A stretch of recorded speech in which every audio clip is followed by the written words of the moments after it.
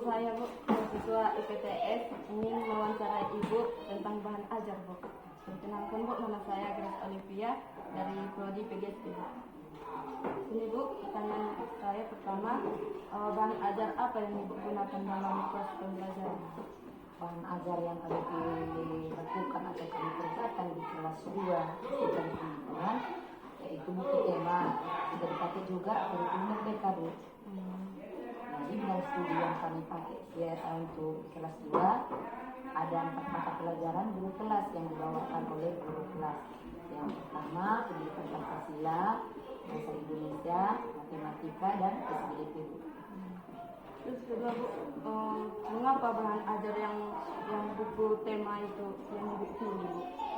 Sebenarnya kami untuk kelas 1, kelas 2, kelas 4, kelas 5 sebenarnya enggak tema lagi Bu.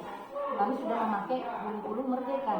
Tapi karena bahasa Indonesia belum tersedia atau belum tersedia kurikulum Merdeka, kami pakai tema. Tapi kalau pendidikan Pancasila sama matematika sudah kurikulum Merdeka.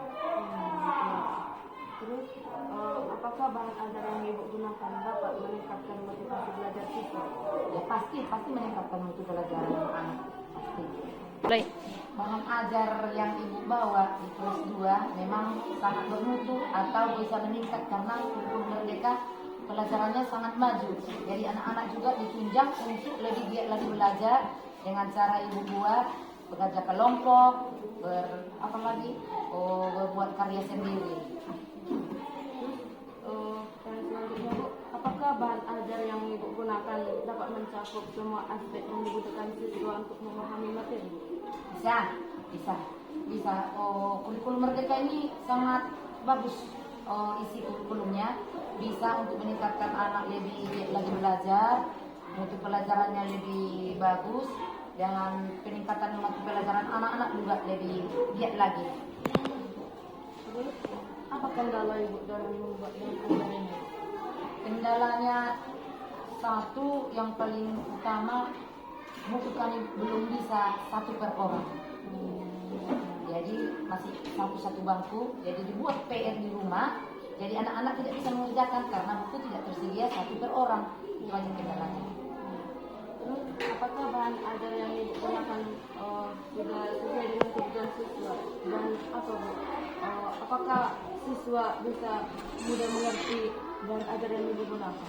Ya mudah-mudahan anak-anak Ibu ini mudah menangkap, mudah mengerti karena cara kita mengajar juga seperti orang ini kan anak-anak kelas 2 kelasnya kelas bawah. Jadi cara Ibu mengajar harus bisa orang ini mengerti cepat. Bagaimana cara kita mengajar supaya mereka cepat menangkap pelajaran. Belajar.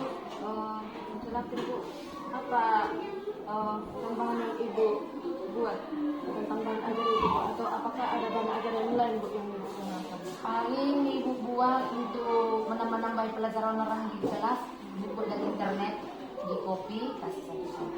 Seperti menggambar, Ibu ambil dari internet.